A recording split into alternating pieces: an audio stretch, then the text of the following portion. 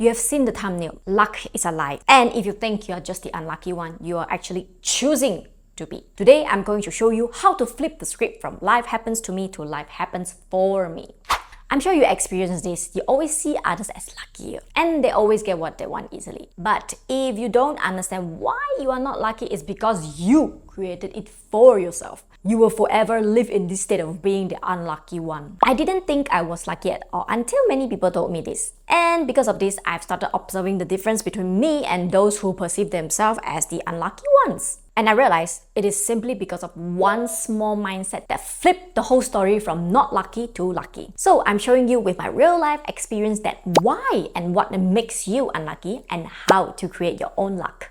First, you have to understand why in the first place that this thought of I am not lucky ever crossed your mind. This is because you are comparing yourself with someone externally. And when you are doing this, immediately you are pointing fingers to others, which means you are not focusing on yourself. Instead, you are putting all your focus on others. And because of this, most of your energy, attention, and time are spent on judging and comparing. And you left very little or no time on focusing yourself. If you have no time to focus on yourself, how are you going to create your own luck?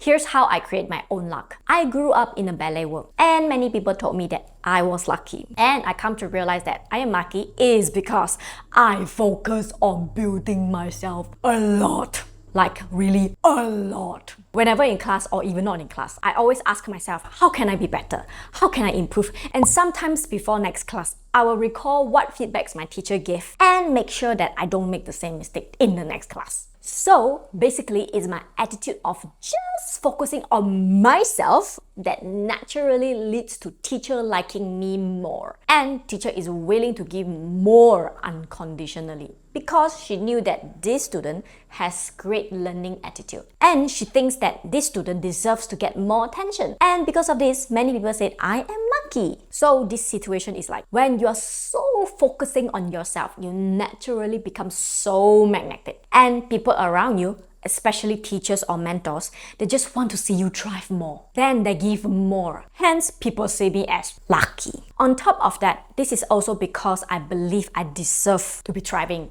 on a subconscious level, not just on a conscious level. Now, this is the part where you might think it is ridiculous. You are not lucky. You just choose to be not lucky on a subconscious level. Because deep down, subconsciously, you choose to believe that you don't deserve to thrive. What you believe is a perception, and perception is very subjective, and it's what you choose to believe. For example, if you choose to wear a red glasses, then you perceive and believe the whole world is red. What you see and experience is real, but it's not the truth. The truth is, the world is not red. Because subconsciously, you choose to wear these red glasses. Also the same like how you choose to believe that you don't deserve thriving. Hence, again, you became the unlucky one.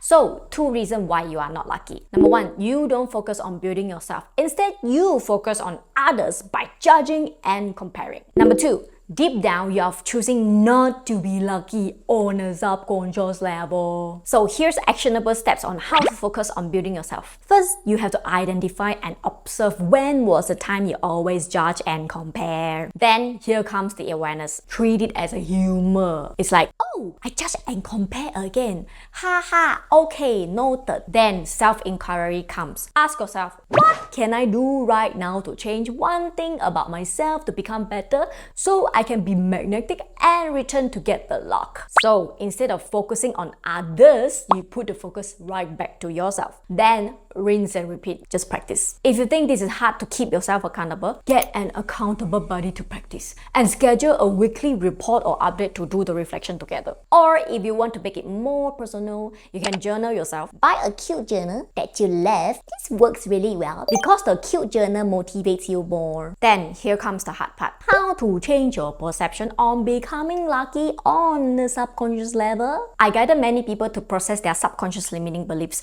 and here's what people sharing after the session with me.